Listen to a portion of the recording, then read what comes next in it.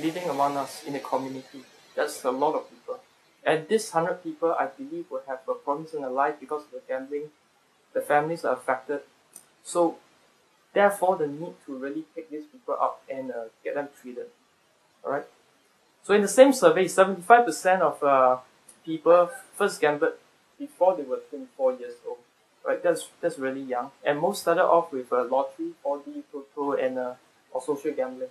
Alright? Mahjong, card playing. Now, among the whole population surveyed, 71% gamble at least once a week.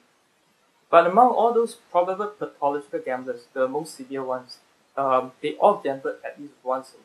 Right? There will be one activity at least every week. And regarding the profile of a pathological gambler, this is a very recent study just published in the SMJ in June. You can get this online. I was one of the co-investigators. 150 patients were studied between 06 and 08. Those are treatment-seeking patients, so they are not people in their community. We found that the mean age of all these gamblers were almost 39 years old, right? And when they started off gambling, it was about 22 years old. I mean, the onset of the problems, about 22 years old. That was also very young. When they starting to be financially stable, not that stable yet, they are already starting to have problems. They were exposed to gambling before 18 years old, about 1 in 3 of them. Alright, and mainly the males, and most of them are employed. More than half of them were married, almost all Chinese. Okay, a lot of them were secondary school education at least. 1 in 3 of them has a family history of positive family history of problem gambling. Okay, someone in the family has problem gambling. Almost all of them come to us with financial problems, and most of the time will be debt to the credit card companies, banks, and loan sharks. Right. 1 in 5 would have committed some illegal acts in the past to get money for gambling, to continue to gamble, and also to get money to pay utility bills for the kids' school fees. Simple stuff like that they can't even afford anymore from their own pay pocket, their salary. So they have to steal, right?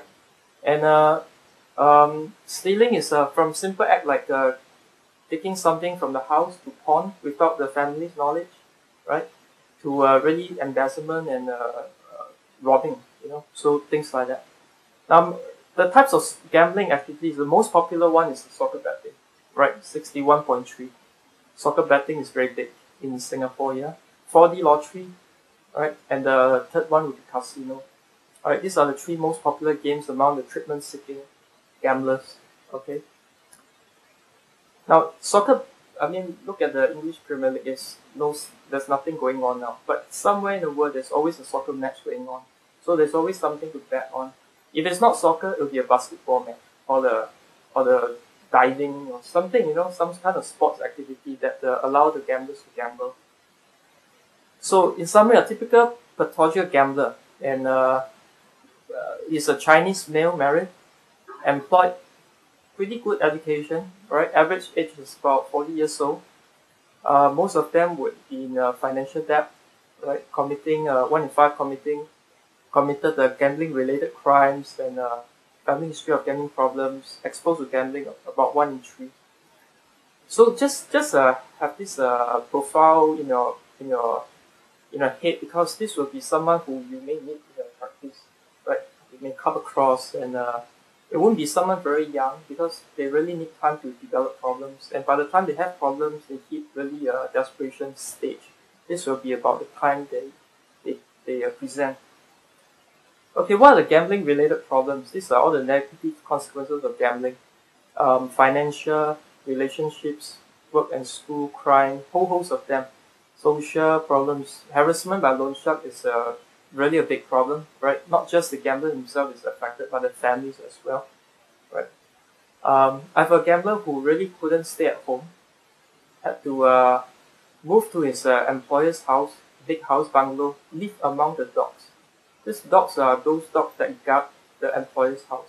So he only feels safe living among the dogs because the loan sharks have been harassing him everywhere. So it's this kind of circumstance that they have got themselves into. Substance abuse very common, alcohol, drug abuse, mental health problems very common. Right, a lot of them will have depression, anxiety, suicide ideas, suicide acts. Some of them complete suicide.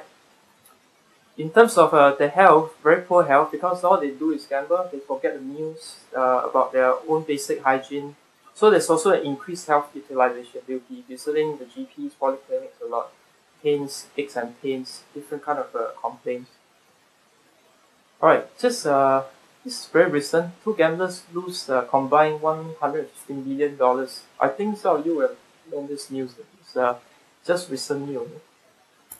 Alright, the managing director who cheated his firm to pay gambling debts. Alright. I have a patient who, when he first saw me, he was pretty unsure whether he had a gambling problem, but I was very clear he had a gambling problem. But he came nevertheless to just chit-chat with me. But I took it as a chance to do some rapport and maybe help him with his gambling. Very rich guy, director of many companies, very rich young man, also around 40 years old. Every time he comes, he'll tell me about how much he lost in the last 1 month, because I see him every month. He lost about the equivalent of one Ferrari every month. So how much does a Ferrari cost? A lot, right? So he loses one Ferrari every month. It doesn't hit him at all, doesn't pinch him. They continue to gamble at casinos, high roller. Right, several weeks later, he came and told me, I've stolen some money from my company to gamble. So that's when he realized that he has a serious problem. Right, but I've never seen him anymore. I don't know where he is. I believe he's still gambling. Okay, so pretty hard to treat these folks. Alright, an Indian man gambles daughter away. This happened in India. I heard this pretty common in India, right? There's no more money but just to gamble your own relatives away. $2 million cheat blows it all in gambling. Somebody who stole money from the company, okay? Right? Our neighbors in Johor, desperate housewives still lie about gambling and they blame it on the 2 new casinos in Singapore. So well, it's just not affecting our own people, but across the causeway too. Alright. So in terms of mental health problems, approximately 1 in 5 pathologic gamblers have attempted suicide. This is based on the 1999 study in the US. The suicide rate for gamblers almost always higher than drugs or alcohol addiction, right? And because of the shame, the guilt, the financial pressure, whole host of things that comes with it. So it's usually a very high suicide rate. And in the same study that was published in the SMJ, among the 150 patients, 1 in 3 had some kind of mental health problems. About 16% had alcohol use problems, 8% depression, okay, and 17.2%, almost 1 in 5, like the US study, had a history of a suicide attempt, okay. The suicide attempt can be very lethal to just slashing the wrist, right, depending on how desperate the person is. I have a gambler who really stood at the edge of the bridge, overhead bridge, going to jump off onto the expressway. So the next morning you will hear news of someone blood splattered on the expressway. He didn't jump. Someone managed to save him by giving a phone call to someone else. We have a gambler recently who put a plastic bag, tied himself up just to suffocate himself to death. Alright. I've seen military personnel, right, with thoughts of using firearms to kill themselves. Right. We have heard of news of policemen, turning their guns on themselves. We don't know why, because they bring the secrets with them. But could they have been gambling? We don't know. Okay, and also the sad story of the family, the man who burned out his own house or jump off the flat with his kids, So these are the stories of suicide and sometimes homicide. Okay, Liverpool fan hanged himself over gambling debts. This is very recent, just 2 years ago. Okay, definitely a soccer betting. So now, why do we want to have a CPG on the gambling disorder.